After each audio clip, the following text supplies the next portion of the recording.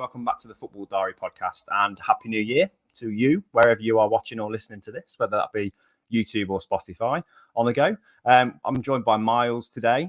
Dave's off with a bad throat, probably just from shouting at the screen from the Man United Wolves game, probably. But how are you, mate? How's things? Yeah, not too bad, thank you, mate. It would have been nice to see Villa get off to a better start, but other than that, all good, man. All good. You'd be pleased to hear we're not going to delve too much into Villa today, if at all. All of the conversation is going to be about probably the title race and the top of the table and the changes that have happened in the last week since we spoke, because everything has changed. And also the relegation zone as well and what that means. And some transfer news, because there's a few stories coming through now about who's going where in this transfer window. So plenty to talk through. But should we talk about the title race that is now dead and buried? After City have stretched ahead to a 10-point lead somehow, points dropped by all of their major rivals in the last week. I've never seen this before, have you? Where one team has stretched so far ahead at this stage of the season to the point where you can't see them being caught. Can you? Can you see anybody catching City now?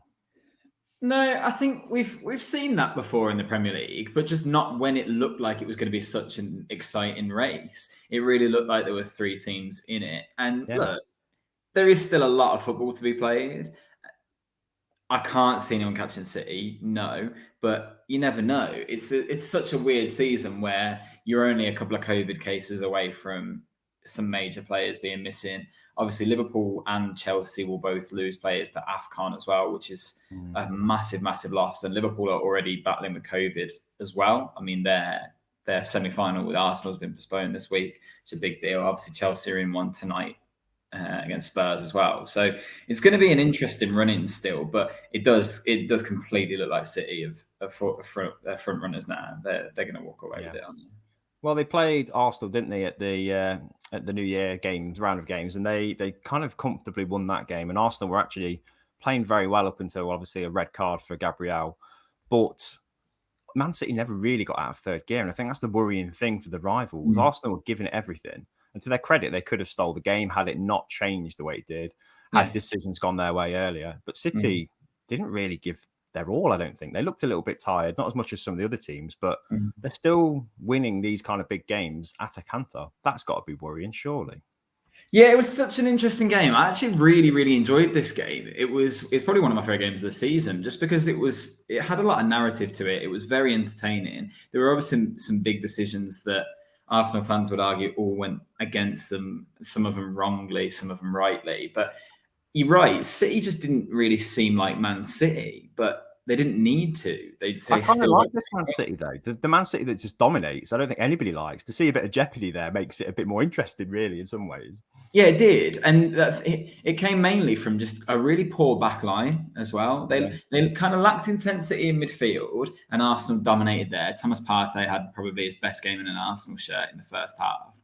And then their defence just was so weak. Laporte just seemed like he was on a mission to give Arsenal as many chances as he could.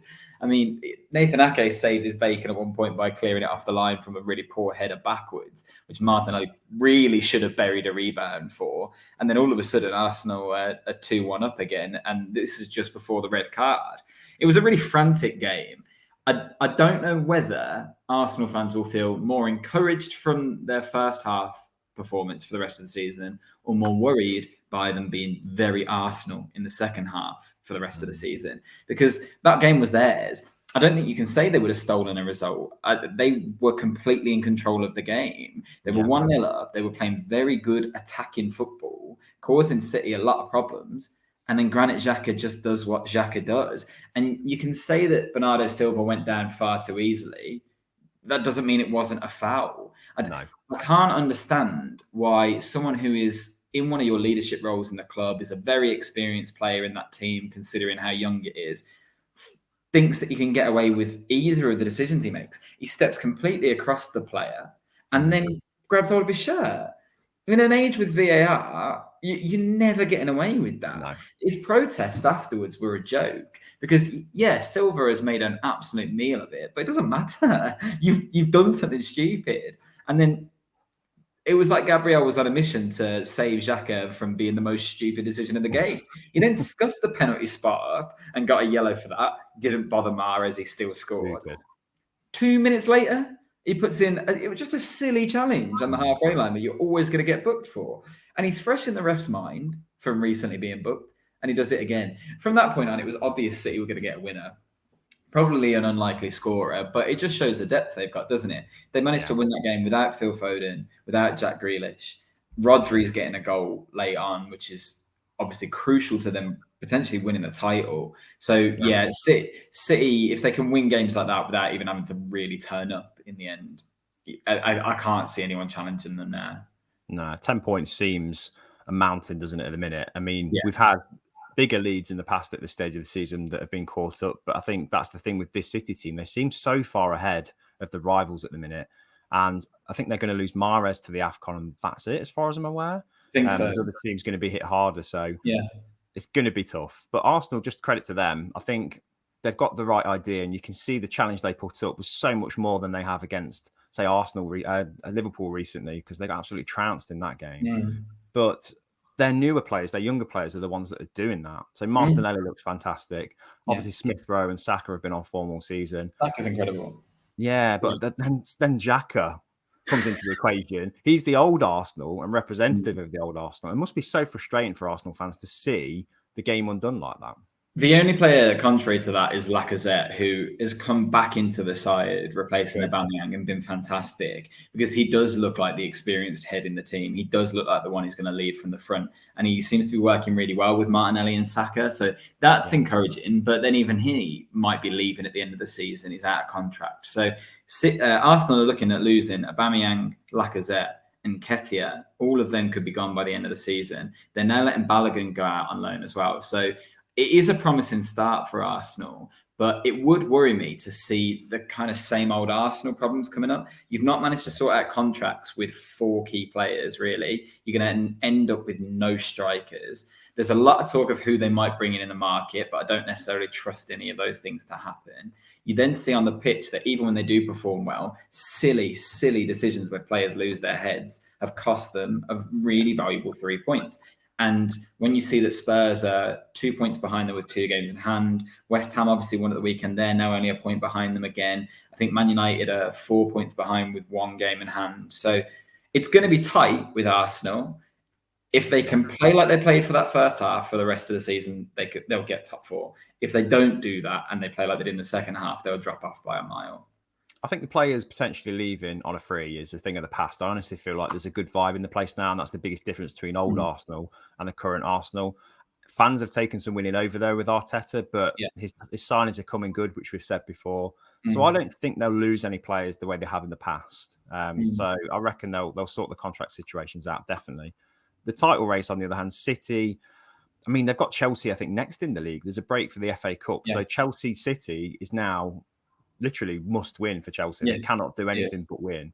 So massively pressure on Chelsea now, as if it wasn't bad enough anyway. They pulled back a 2-0 deficit against Liverpool to draw 2-2 in their game, which was another absolute blockbuster, wasn't it?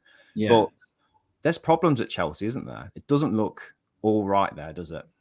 Well, there was a lot to take from this game. Obviously, I'm sure we'll come on to talk about Lukaku in a second, but from on the pitch, there is still issues at Chelsea. They've been hit massively with injury and COVID over the last month or so, and that's affected their run-in and why they're so far behind City now. Because let's not forget, they were top of the league for quite a while.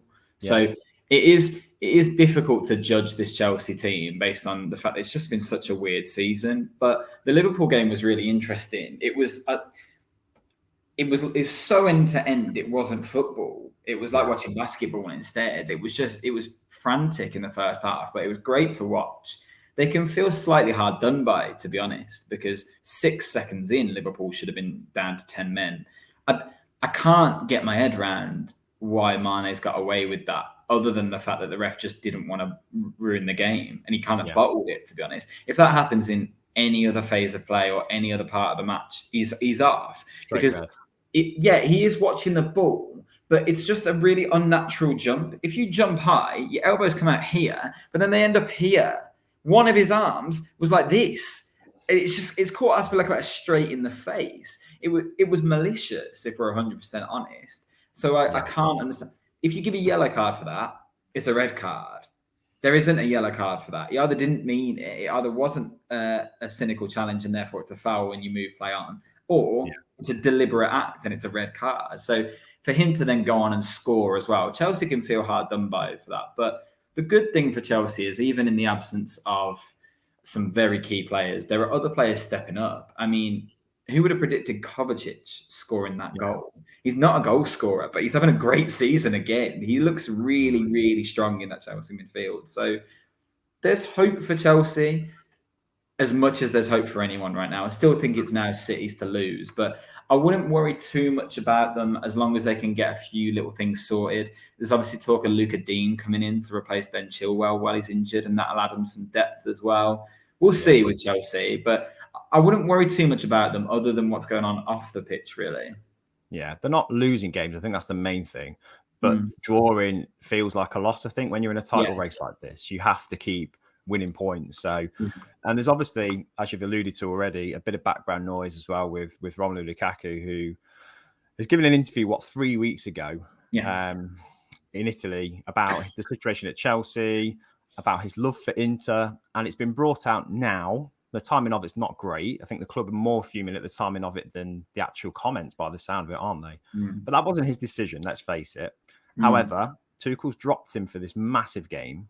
Did he make the right decision? Is Lukaku right to say these things the way he has? Is this something that Chelsea can do without? Probably yes. What's your take on it?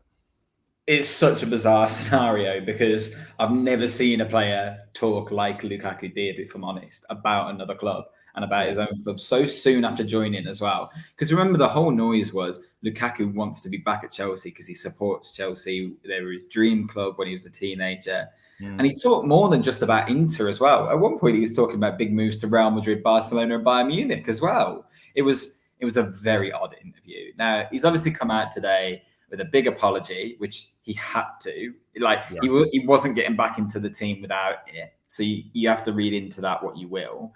He says that it was never about insulting Chelsea or being disrespectful to Chelsea. It was more about apologising to the Inter fans, who responded, by the way, by a load of graffiti and banners saying, you didn't stay with us through you said you'd fight through a storm for us, but you didn't even stay when it started raining or something like that, which I think is hilarious. So they're happy to be rid of him as well. It's such a shame because Lukaku had really built his reputation back up. He had that horrible time towards the end of his Man United tenure and then came into Inter, reinvented himself, is an incredibly good forward. He's had injury problems at Chelsea, but now this is what his season is going to come down to. He will be back because he's Chelsea's most expensive signing ever. They can't afford to not play him. Also, they've got enough injuries that they really need him right now. So he will integrate back in. I don't think Tuchel could have played him. How weak Tuchel would have looked if he'd just been like, no, it's fine. Yeah, say what you want. And then you can play in this game because it's a big game. I don't know. The whole thing was a bit of a mess, to be honest. You understand that he's going to have a soft spot for Inter because it did reinvent his career there.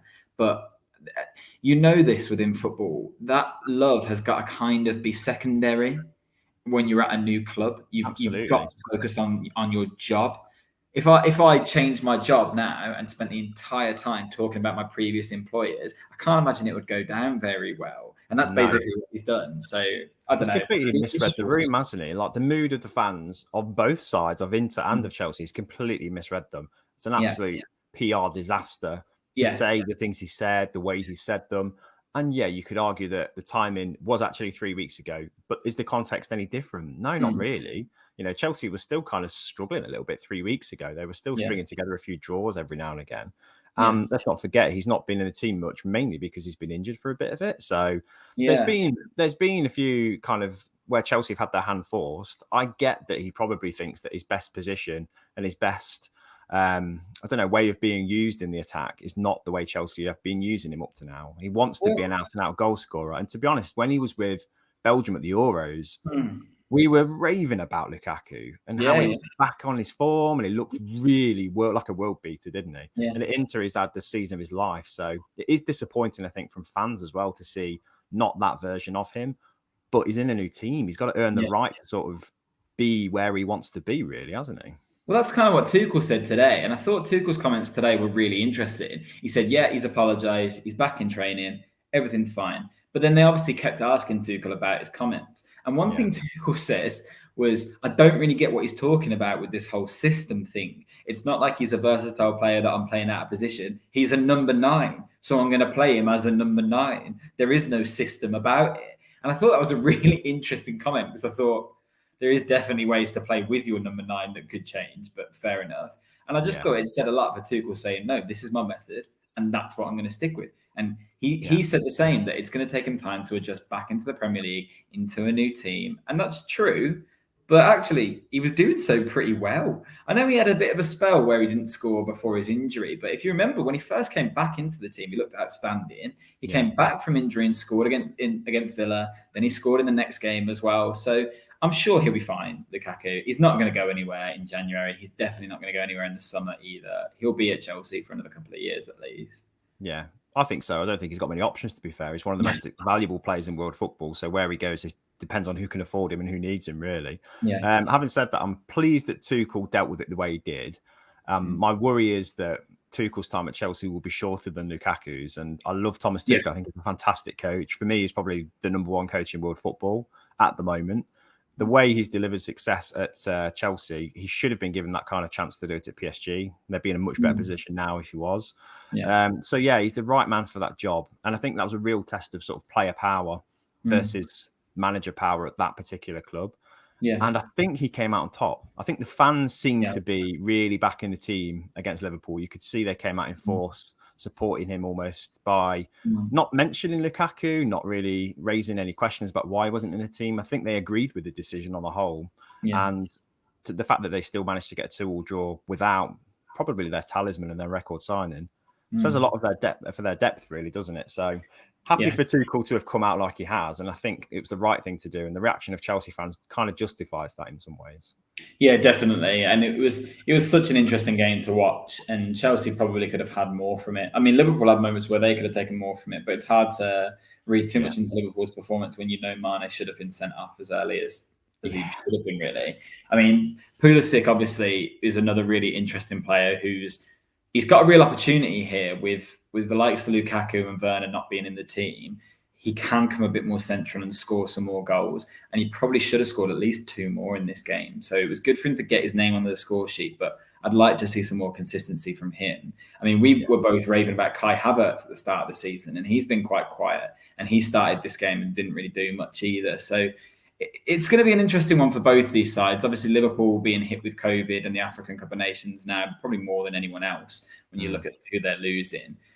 It's going to be an interesting January for sure. And this next round of fixtures where if Liverpool do play without their 2 star players up front and Chelsea play Man City, we could definitely have decided the title race by mid-January, which is a shame. Is that you basically saying Liverpool are in the weakest position out of the 2 of Chelsea and them to challenge for the title? Is it, if it's not a 1-horse race, is it at most a 2-horse race then, do you think? It's so hard to call because there's nothing to say that Liverpool can't be in it because they've had a fantastic season as well. There's just gaps in that team. And with Salah and Mane not there in January, that will really, really put a stop to things. I mean, if they get all their games postponed because of COVID and get to play them when all their star players are back, then who knows? I don't think they're out of it either. It's going to be hard for anyone. The more points City have on the board, the harder it gets. So if Liverpool don't play their next fixture and Man City win, that game in hand means nothing. It's all of a sudden it's really difficult to catch Man City up because the thing is, as good a side as Liverpool are, it's whether you can see Man City dropping 10 points between now and the end of the season. I'm not sure I can. They've just won, 12 in a row or something ridiculous. So, yeah, it's going to be tight. It's the psychology of it, I think. I think seeing a team tear away like that with no real challenge to them, no real sign of them losing momentum is just psychologically a difficult thing to watch as a rival, you know. They look unstoppable at the minute. But I kind of feel like they've got some hit from COVID coming their way because they've rode their luck pretty well so far. They've not had many absences, if any, I don't think. No one high profile. So if they get tested with people out and isolating and they have to suddenly call upon reserves and young players really to fill the gap, will that kill their momentum a little bit? That's the only kind of hope you've got to cling to really as a neutral.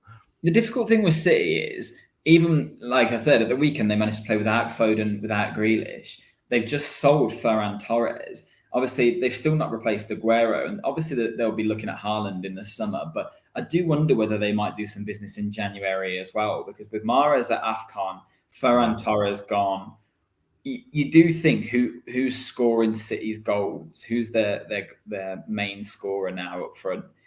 Jesus drifts out wider, like Sterling gets goals, but it wouldn't surprise me to see City going for Vlahovic, for example, in January. We'll see. That could be really interesting.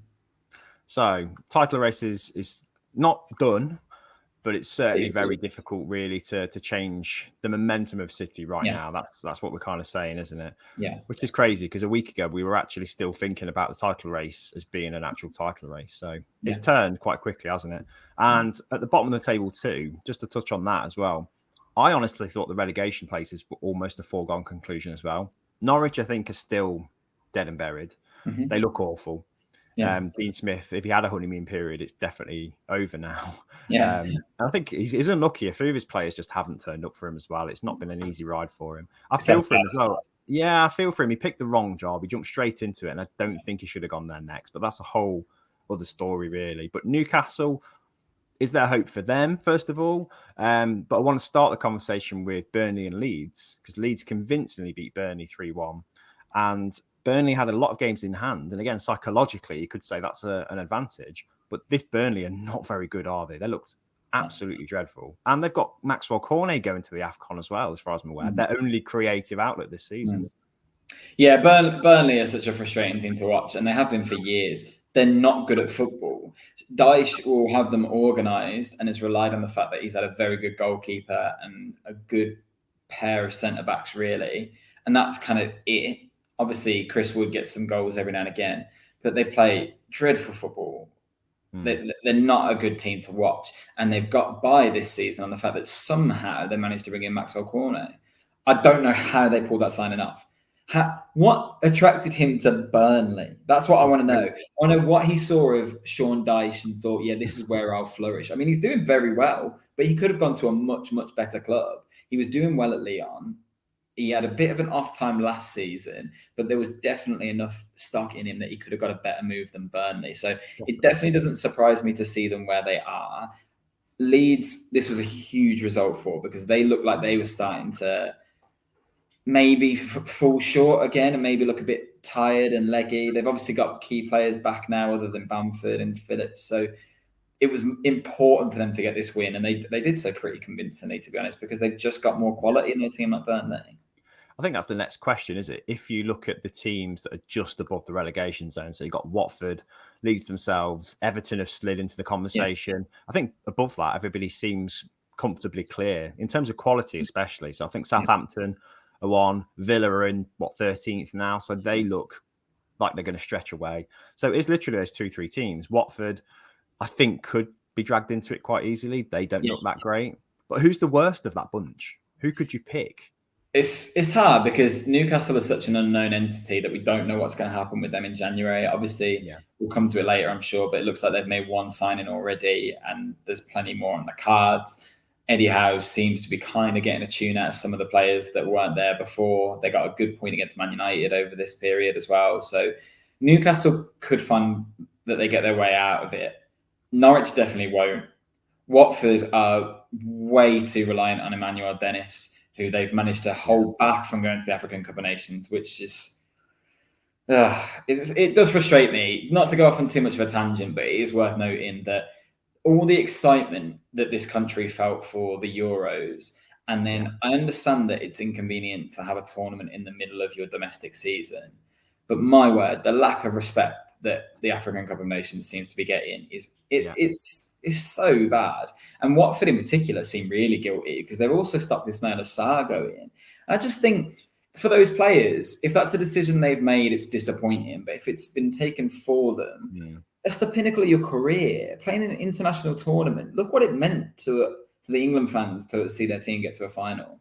Yeah. How are you ever going to let football flourish in an environment if this is viewed as a secondary sort of competition? It's a real shame. I'm really glad that the likes of Salah and Mane are going, not because I want to see Liverpool's title race derailed, But because they are marquee names in not just African football, but world football right now, they should be representing their nation. And it's really important that holds its credit and its esteem, particularly when you're then coming onto a World Cup year where this is the most tournament football a lot of these African teams are going to get for a long time. And the bigger ones that are going to be at the World Cup, this is their preparation. And now you're saying Emmanuel Dennis isn't going, Ismail Assar isn't going. And the coverage of it is really embarrassing. The fact that managers are having to come out and talk about it even, it's not fair. So I kind of think Watford deserve to go down now, to be honest, with the way they've treated it. And they're not doing anything on the pitch to make me think that they won't. So Norwich, Watford, Burnley look pretty certain to me, to be honest. Yeah, Everton are the ones that I would worry about the most. I honestly think they're looking at getting rid of Luka Dean, which is ridiculous. He's clearly one of their best players in the squad. Even if Calvert-Lewin is getting back to fitness now, it's going to take him a while to get up to speed, and they've got nothing behind him to make me think that they're going to move forward. They need to invest heavily in January, and I don't think that will happen. So, well, Everton haven't got money to invest. I think that's the reason they are where they are. They've invested so poorly over the last few years, and you go back to sort of the Koeman era, and they just spent ridiculous amounts of money on absolute mediocre players, and they're paying the price now, I think. Even up until Ancelotti's reign, they were spending some serious money, weren't they, on wages more than anything. James Rodriguez was a weird one as well. Like, that must have cost the club an absolute fortune to get not much out of him. So, but that's what I don't understand. They look like they were making progress under Ancelotti in terms of their transfer acquisition, because you're right, under Koeman, it was basically just throw money at some pretty average players and that'll work. If you think of the likes of David Klaassen, they spent 50 million on Gylfi Sigurdsson, and obviously that's a complicated story now, but it's a lot of money. They spent 40 million on Alex Iwobi or something ridiculous. Richarlison was crazy money as well. But then at least when Ancelotti was there, they brought in James Rodriguez, who would have been on a lot of wages, but he's a very good footballer. And Rafa just outed him. They brought in Alan, who's a very good player. Luka Dean I think he's a world-class left-back. I think there are very few left-backs as good as him in the league. And he's just been outed from the team. So Rafa needs to go from there. It's completely the wrong job for him. If you look at how loved he was at Newcastle, he's still a very good manager. This is completely the wrong club for him. He's got no money. The fans don't have time for him because they all associate him with Liverpool still. He clearly isn't getting on with the squad properly, and there's a lot of disharmony amongst some key figures. They could find themselves in real trouble if they're not careful. Yeah, I think being pulled into that potential relegation scrap is a real thing, a real prospect for Everton. I'm not unhappy about that. I don't like the way they've operated in the last few years. I think they kind of deserve a bit of a reset, or at least a scare of some kind. And I think Watford are the same, really. I think Watford deserve to go down. I think the disrespect of the African Cup of Nations is gross. It really is. It's not something you ever see from many other tournaments of a similar kind. Like the Copa America went ahead as normal. Yeah. And the only headlines that made was that there were COVID restrictions at the time for some players. So it was just kind of a footnote, really. But nobody thought that it shouldn't be going ahead, despite it being in the middle of a season. So, it's got to be just disrespect for the competition itself, hasn't it? Beyond that as well, you think about the players that were gone for the Olympics and they came to the season late. I mean, Villa have played with Emi Martinez in goal when he's got off a flight back from Argentina at 4:00 that morning this season. Like, international football hasn't been necessarily the most convenient for the club football this season, but it doesn't really matter. Now, in the only thing I'd say in Watford's defence is it's not the only case of this. I remember Ferguson notoriously being against international football for a really long time. I mean, you only need to look at how many caps for Wales Ryan Giggs has. Like, international football is not everyone's priority. I understand that, but I just feel like you're limiting a development of football culture in a really rich environment, and that's problematic to me. But to be honest, take that out of it. Watford aren't good enough to stay in the Premier League anyway. Emmanuel Dennis is responsible for, I think, 58% of their goals. If that's one player, you're not scoring a lot of goals. That's difficult, isn't it? Well, you could kind of see why they're hanging on to him in some ways, because it could potentially cost them millions in TV money next season if they slide into the Championship again. Yeah. But arguably on the way they've been playing, that's where they deserve to be. Which brings me on to the next question of Claudio Ranieri. Is his head on the chopping block already? Because he's lost, 5-6 in a row now? That's poor form. Who knows with Watford? Probably, yeah. But he was probably on it from the game he started. Yeah.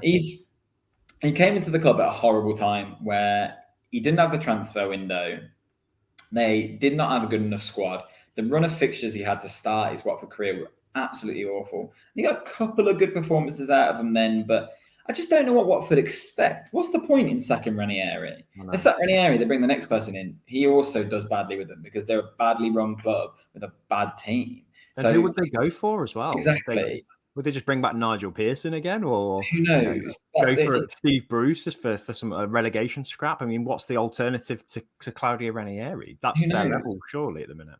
They've run out of options. They're already hiring the same people back, aren't they? They've already had people in for 2 spells within 5 years. So the rate that they go through managers, who knows? I'm not bothered if Watford get relegated. They're not a Premier League team in my mind. They're not run like a Premier League team. I'd be happy to see them go, to be honest. I think it'll be Norwich, Watford, and probably Burnley. Yeah, I think you're right about Burnley. I think they've probably outstayed their welcome in the Premier League anyway. I don't think anybody likes the way they play. I think they've been very lucky to get by the way they've been playing in recent years. I think it's rubbed a lot of people up the wrong way, but they've worn it like a badge of honour. But it's caught up with them, just a real lack of quality. They've just got nobody there that stands out apart from Cornet. You could probably say Chris Wood is a decent player.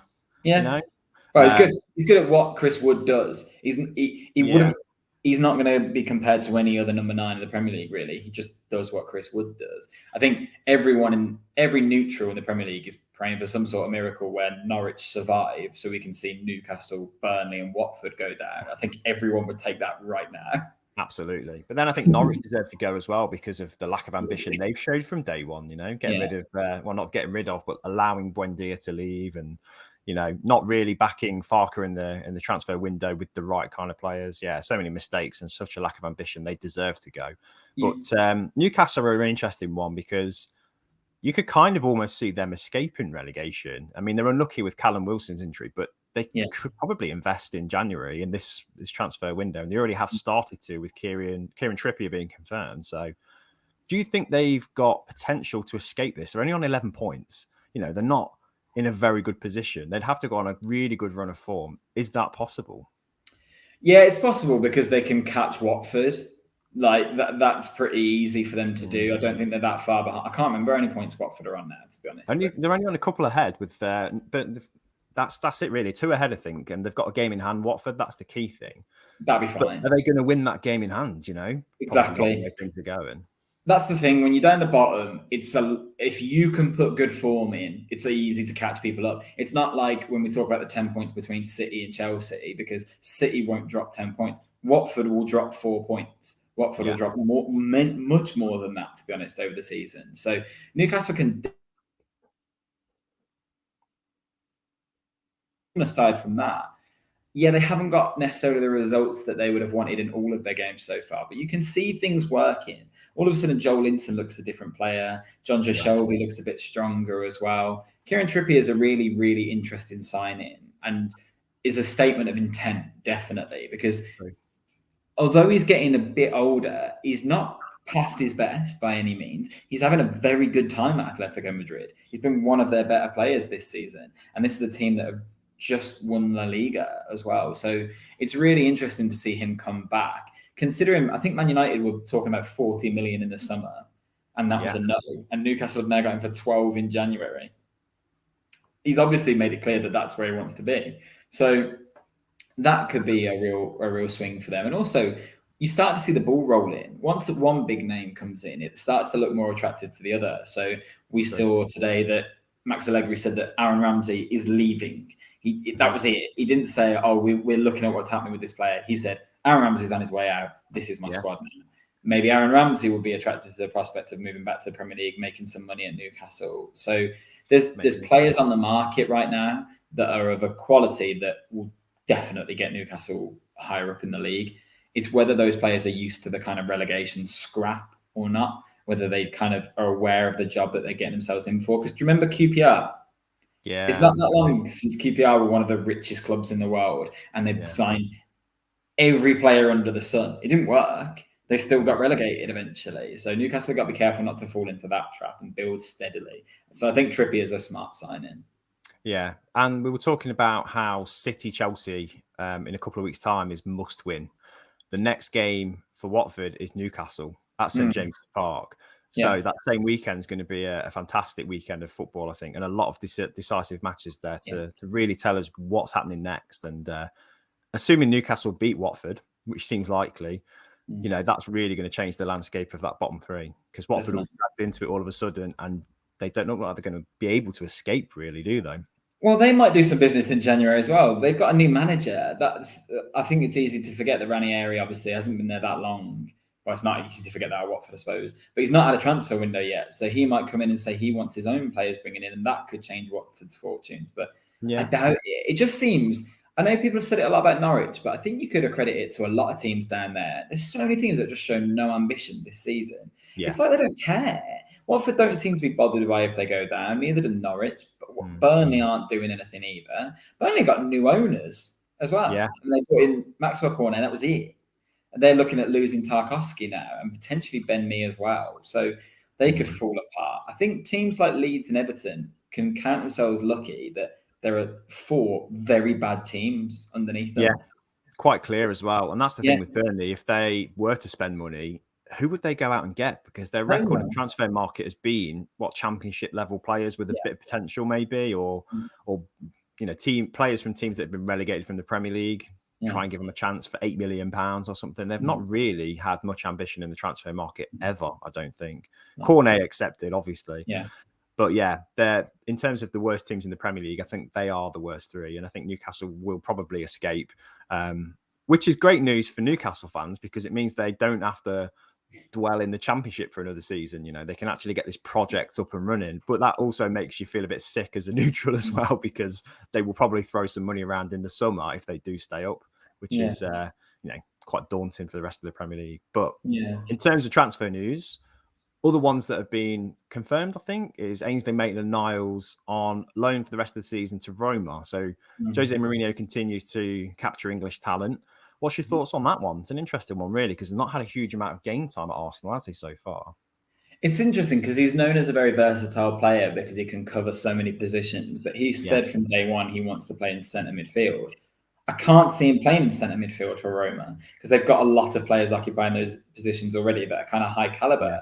Ryan Cristante, Jordan Veretout, Pellegrini can drop deeper there as well, Diawara. So I don't know where he fits into the starting 11, but I like it. I like it as a move. I think it's nice again to see English players taking a chance on going abroad.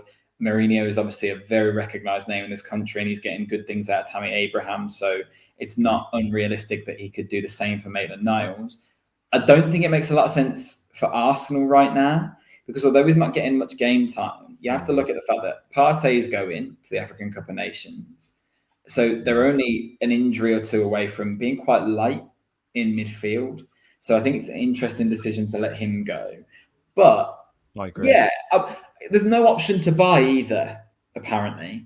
Well, that was my thought. Was next, is he the new Joe Willock? Is he the one they're going to let slip out for a poor kind of fee and maybe make the move permanent if he impresses while he's out there, which is a good chance he could? I'm not sure.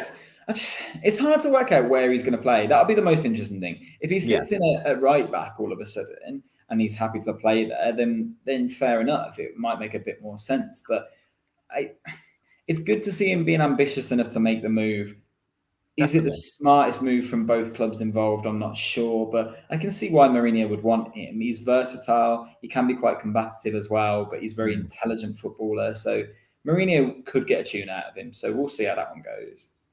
Yeah, another big one that's kind of not confirmed yet, but it's this rumblings of it, and you've already messaged me about it so far. Do you want to talk us through the prospect of Philip Coutinho's return to the Premier League and his next possible destination? So apparently there are 5 clubs in for him. A few days ago, all the talk was obviously Newcastle, because Newcastle are linked with everyone and their dog right now. Spurs were big front runners for him. Arsenal were being linked as well. And then there was talk of one of either Liverpool or Everton. Then all of a sudden today, just out of absolutely nowhere, it's looking very likely. I think there are 2 to 3 on most betting sites right now that Coutinho is on his way on loan for the rest of the season to Aston Villa. It's hilarious. This is a player that went for 140 million a couple of seasons ago. So apparently Steven Gerrard's been on the phone to his old teammate and said, come on, join me over here. I think it makes perfect sense because Villa are at a level where they're really trying to build something. They want to move forward. They want to try and push for a European place, if not this season, next season. Gerrard likes to play with a system where there's kind of 2 attacking players behind the striker. Yeah. So it would make a lot of sense to have Buendia and Coutinho occupying those roles. He would be that kind of talisman to replace Jack Grealish at last as well. So I am all in on this. If it doesn't happen now, I'm going to be absolutely gutted because he's a marvellous player. It's not worked out for him at Barcelona, but we've seen glimpses when he went over to Bayern Munich that there's still a fantastic player in there.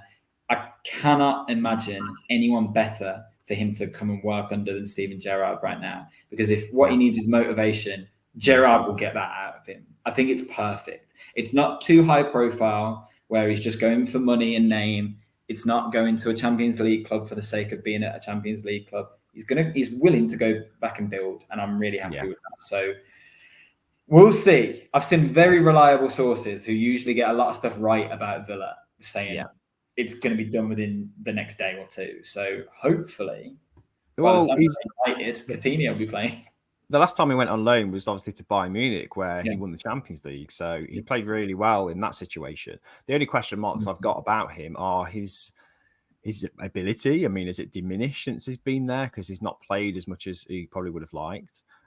His confidence, of course, that needs to be built up. And like you say, I think Gerrard is probably the right kind of coach to get that out of him. But also, has he got much motivation left to kind of compete? Because that kind of experience he's been through must have really taken its toll on him. You know, he was at his absolute peak of his powers with not quite a record transfer fee, because we were talking Neymar times, weren't we then? But second to Neymar in terms of the biggest transfer ever. So talk about reputation being right up there. No disrespect to Aston Villa. It's quite a come down, isn't it? It is an odd move if you put it like that. But like I said, if you need to build your reputation back up, you want to do it in the right environment. And I think Gerrard will create the right environment for him. And that's really important. He just needs someone to put their arm around him and say, you're my player and I'm going to get the best out of you. That's not happened for him at Barcelona the entire time he's been there. It was the wrong move in the first place. He was never going to replace Messi. They brought in Griezmann not long after. It was such an odd decision to bring him in on such big money in the first place that it was kind of destined to fail. And you're right, he went to Bayern Munich and he wasn't their main man either, but he did a good job. He came on in the Champions League and scored against Barcelona, which was fantastic. Now, I can say with some confidence he won't win the Champions League on this loan spell. But I do think he can achieve quite a lot, and I'm quite excited to see it, to be honest. I think, look, you can't doubt his talent. We saw what he can do in the Premier League as well. He's got an absolute wonderful effort. So I would love to see him playing for Villa, to be honest. And I think it makes sense. And it won't be the only business we do, by all accounts. There's a lot of talk that we're looking at Tagliafico from Ajax as well, the Argentinian left back, because we do need cover in that position. And another Champions League playing player with pedigree. So not messing about. Villa have said they want to get into Europe. They've realised that letting Grealish go means we're one world-class player shorter than we were before. They need to get that back in. Otherwise, they just disappear into mid-table obscurity. We're not here for that. We want to push on. So let's see them do it. Big statement of intent. But I mean, financially, how is this going to be working? I wonder, because I mean, Barcelona want to get a huge chunk of his wages off the wage bill because they're struggling, they're desperate. How much of that will Villa take, do you think? Well, Barcelona are a joke, man. But they're an absolute joke. They're a club who are over €1 billion in debt. They've just taken out a loan to buy Ferran Torres, and they now can't register Ferran Torres until they let other players go. So they are desperate to get rid of people. So I'm not sure what deal they'll work out. Villa will be able to afford a lot, to be honest, because we've got the money.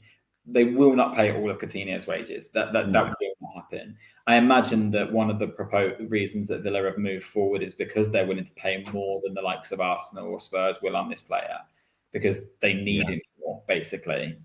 So I think they will take a financial hit, but look at when Lingard went to West Ham, and we all said, I can't believe how much money West Ham are paying to have a player on loan, and he completely transformed their season. So I'm not saying that Coutinho will come in, score the goals to get Villa into the Europa League, guaranteed, but who knows? It's not that far off, really.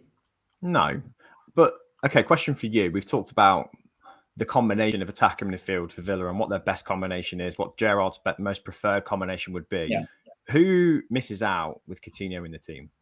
The wide players. So Gerrard obviously wants to play this system where he plays 2 attacking midfielders behind the striker. He'll rotate that between Ollie Watkins and Danny Ings, depending on the opponent, I think. I don't think we'll see those two playing together very often. I mean, he's not going to do a Ranić and play a 4-2-2-2 because that's a shocking formation, apparently. Sorry, had to get one dig in. Yeah. So I think it will probably be the likes of Leon Bailey and Traore, who probably are more coming off the bench to have an impact. Okay. I hope it doesn't stunt the likes of Jacob Ramsey, who's finally sort of hitting some form, but he can probably play a bit deeper in the midfield. Maybe Emi Buendia will come in and out as well, but I can see it being Watkins or Ings up front with Buendia and Coutinho kind of flanking him either side, and I think that makes sense. Or alternatively, you play Buendia one side, you play Bailey on the other, and you play Coutinho down the middle. We'll see. It's that balance he's still trying to find, isn't it? But you can't argue that from a creative point of view, nobody's really replaced Grealish yet. Buendia's not really taken the role or found a role to suit him and the team. But I think Coutinho is the closest thing going to get to a Grealish replacement, isn't he, really? Albeit on loan. But yeah, what a start. If a player like that is available, you take him. And apparently there could be an option to buy at the end as well. I'd be really interested to see what that figure will be. Because when Barcelona paid so much money for him, they're never going to get anything like that back. But then they let Griezmann go on a free after the money they spent on him. So it's an interesting one. I think you have to go for it if it's available. He will fit into any kind of system that Aston Villa are going to play right now. So as much as it might feel like a bit of a shock move or a step down for him, it's a reputation builder for both parties, really. All of a sudden, if the likes of Coutinho are at Villa, we said the same about Newcastle. Who else will want to come and join him? That's a big statement. Gerrard on his own is a name. So I'm excited by it. And I think if we can pull it off, I think it'd be the start of something rather than us concluding business. So that's, who knows? Yeah, hopefully not another Radamel Falcao type flop of a loan signing. But no, I can't see anything but good for all parties, really. Smart move. We'll talk about more transfer news when we talk next week, hopefully. We've run out of time to talk about, Villa, Brentford and United Wolves. Unfortunately, we can't dwell on those defeats. So Can we not even spare just 10 seconds for how good Villa's goal was? We'll just pretend that was the only thing that happened. Emi Buendia actually being brilliant and turning the defender like he wasn't there, and Danny Ings finishing. That was all I wanted to see. And then we lost. But yeah, we lost. Yeah, no Steven Gerrard on the touchline. Did that have any part to play in it? Do you reckon? Maybe. I don't know. We were rubbish in the second half. Good to see Brentford performing though, even though it's against Villa. It's nice to see Brentford actually doing okay. I don't think they did. I think Villa were just really rubbish in the second half. They absolutely battered them in the first half. They were all over them. And in the second half, they just kind of gave up. It was rubbish. Okay. That's that match analysis over. I don't want to talk about anymore. United Wolves, I will similarly skim over that because it was an absolute dreadful game. But what I will say is just kudos to Phil Jones, really, making his comeback in the United first team to any kind of competitive football, really, for the first time in over 2 years. I was one of the most vocal people, really critical of his role in United's downfall over recent seasons. But I think the more you look at it in hindsight, you can see he was just a small part in an absolutely atrocious kind of capitulation of the way things work at Old Trafford. It's not anyone's fault, but he took a lot of a beating from the fans. And I think the ovation he got against Wolves at Old Trafford was quite touching. He's a guy who's been honest about his mental health struggles as well because of everything that's been thrown at him. There's been a lot of abuse. He is in a testimonial season, but he said he doesn't want a testimonial because he's worried about the reaction he'll get. I think that's really sad. So on a personal level, to see him return and to see him do well, actually, in difficult circumstances, and to get a reaction like that from the fans was really positive. It was the only positive thing to get from a United fan's perspective on the night. So well played, Phil Jones. Yeah, he did do well, and actually had a really good game. It's one of the better performances I've seen him have in a United shirt. But look, the thing is, he's probably not at Man United's level anymore, and he will move on, and that's okay. But United is a really hard club to be at for that. I mean, Lingard's talked about it as well. When you are out of form, you are very easily mocked if you're a Man United player because the whole world of football is watching you. So I do think that it's a testament to his own personal and mental strength that he has come back and played that game, and he did do very well. Obviously, his sort of defensive header led to the goal that Wolves score, but I don't think you can criticise him too much for it. And I think, I think all the best to him. Look, he's not going to be at Man United for very long, is he? Let's be honest. But in the meantime, he stepped in when he needed to, and that's all you could ask of a player like that. Yeah, I think when we saw the team sheet, there was a mixture of dread, first of all, thinking about the way Phil Jones has played in the past, but also a kind of a little bit of, good for you, mate. Go out and prove yourself. And he absolutely did. He was in tears at the end, bless him. He was leaving the pitch, got a round of applause from the United fans who, were pretty angry at the team generally for the terrible performance. But he came out of it looking so much better, and he will be, much better for it, I think, as an individual. So, well played to Phil Jones. That's it now, mate, for this round of games. Thank you for watching. Again, if you want to support us, just hit the like button if you can. Just helps with the YouTube algorithm so other people can see what you're watching. And also, if you're listening on Spotify, thank you. We really appreciate it. We're hoping to grow in the new year. We've been running for almost a year now. It feels a lot longer, doesn't it? We've covered a lot of football in that time. It was a bit of a mad year, 2021, really, when you look back at it. There was so much going on football-wise with like the Euros, the Super League, COVID. It's been an interesting one. Ronaldo's in the Premier League again. So, it's been nice to talk about it with you and Dave and John and Chris and whoever has watched us for the last year. So let's look forward to 2022, man. Yeah, definitely. It's going to be a big one for us. Hopefully a big good one for you. But Happy New Year to everybody who's watching. And thank you for your time once again, mate. Pleasure as always. And I'll speak to you soon. See you later. Cheers, mate.